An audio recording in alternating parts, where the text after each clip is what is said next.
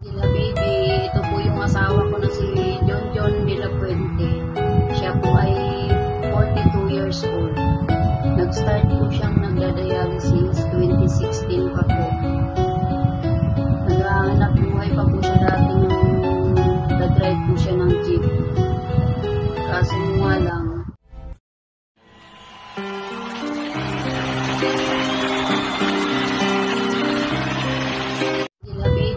ito po yung asawa ko na si John John de la Puente.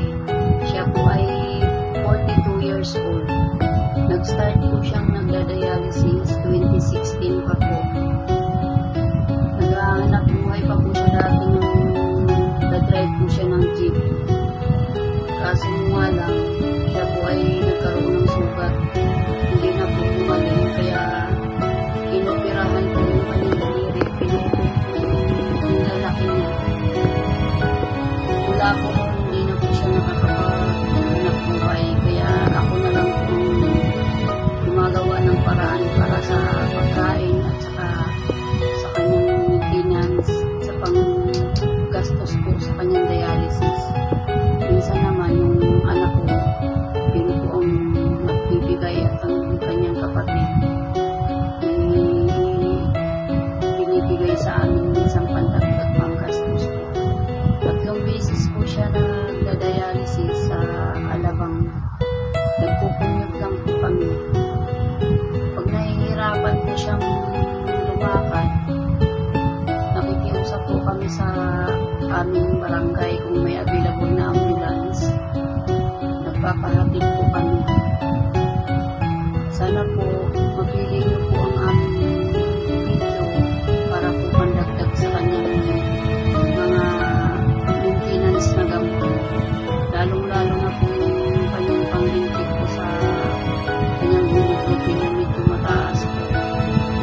Sa kasalukuyan po ngayon, siya po ay ang dami na po niyang nararamdaman.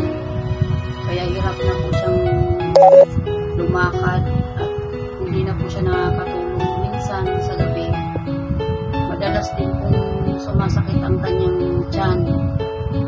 Itong nakaraang buwan lang ay lagi po kami napapapunta ng hospital para po sa ipa-check up ang kanyang tiyan. Kaso nga lang, hindi pa po namin napapasilip kung ano po talaga yung dahilan kung bakit laging sumasakit ang tiyan niya. Sana mapili niyo po yung kanyang video para madagdag po sa kanyang mga panggastos po. At marami po sana kayong single matulungan na iba pang nangangailangan. Yun lang po. God bless. Salamat po at nakilala ko po kayo. Kahit malayo po kayo, nasa ibang lugar, nakilala ko po na